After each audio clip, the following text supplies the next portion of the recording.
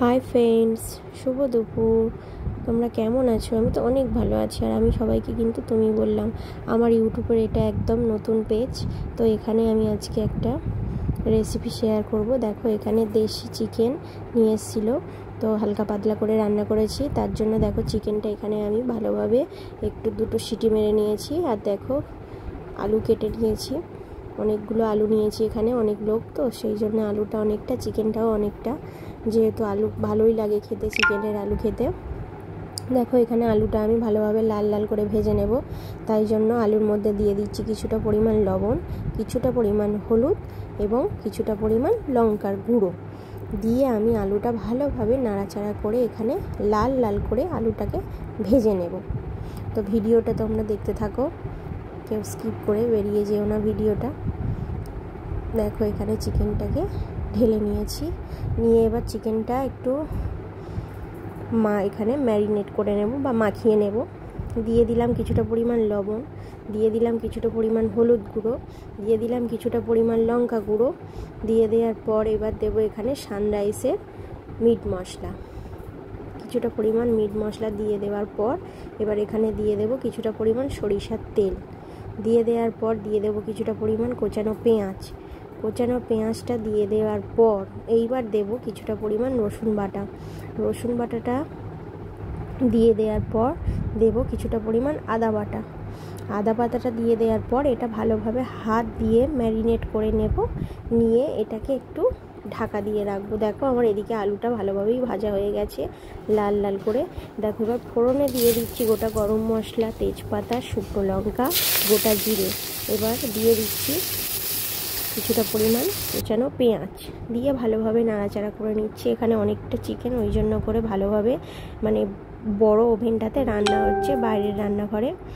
তো এখানে নাড়াচাড়া করে নিলাম। নাড়াচাড়া করে নেওয়ার পর দিয়ে দিলাম কিছুটা পরিমাণ রসুন বাটা আর দিয়ে দেব কিছুটা পরিমাণ আদা বাটা। তো ওখানে তো পরিমাণগুলো ওখানে দেওয়া আছে, সেই জন্য তেলের উপরে বেশি দিলাম না। আর দেশি মুরগিটা একটু কুকারে সিটি মেরে নিলে ওর যে তেল ছাড়ে ওটা কিন্তু ছেড়ে যায়, ওখানেই জলটা ফেলে দিলে তেলটা চলে যায়। এখানে অল্প অল্প করে দেব। রসুনটা ভাজা হয়ে গেলে এবার আদা বাটাটা দিয়ে দেব। আদা বাটাটা দিয়ে দেওয়ার পর এইবার ভালোভাবে এটাকে নাড়াচাড়া করে নেব। এখানে কিন্তু আমি বেশি তেলও অ্যাড করিনি বন্ধুরা, যত হালকা পাতলা খাওয়া যায় গরমের সময় ততই ভালো। তো এবার দিয়ে দেবো এখানে পরিমাণ মতো লবণ, যতটুকুনি লাগবে আর কি, ওখানে তো দেওয়াই আছে। এখানে পরিমাণ মতো লবণ, লঙ্কা গুঁড়ো, কিছুটা পরিমাণ হলুদ গুঁড়ো দিয়ে এইবার ভালোভাবে এটাকে নাড়াচাড়া করে নেব একটু। আর দিয়ে দেবো একটু চিনিটা কিন্তু মাস্ট। আর দিয়ে দেবো একটু সানরাইসের গরম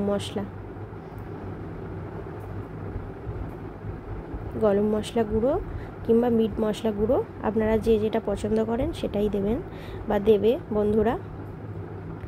গুরুজনদের আপনি বলছি আর ছোটদের তুমি বলছি। দিয়ে দেওয়ার পর এইবার দিয়ে দেবো এখানে চিকেনটা দিয়ে দেওয়ার পর দেখো দেখতে কেমন হয়েছে, বা দেখুন কেমন দেখতে হয়েছে। তো এবার দিয়ে দেবো নাড়াচাড়া করার পর আমি অনেকক্ষণ ঢাকা দিয়ে রেখেছিলাম কষিয়ে, তারপর দিয়ে দিয়েছি আলুটা দিয়ে দেওয়ার পর আবার কিছুক্ষণ ঢাকা দিয়ে রেখেছিলাম। ঢাকাটা খুলে দেখো দেখতে হয়েছে, এরকম দেখতে হয়েছে। এইবার আমি এখানে অ্যাড করব কিছুটা পরিমাণ ধনিয়া পাতা।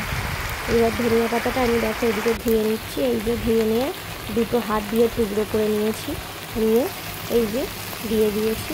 দিয়ে দেওয়ার পর নাড়াচাড়া করার পর কিছুটা পরিমাণ গরম জল দিয়ে দিয়েছি। গরম জল দিয়ে দেওয়ার পর ফুটছিল, এখানে আমি অ্যাড করেছিলাম এবার কিছুটা পরিমাণ শিলে বাটা গরম মশলা, সেটা আমি কিন্তু দেখাতে পারিনি। তারপরে এইটা নামিয়ে নিয়েছি। তো দেখো এরকম কালার এসছে, এরকম দেখতে হয়েছে। আর গরম গরম ভাত দিয়ে তো দারুণ লাগবে।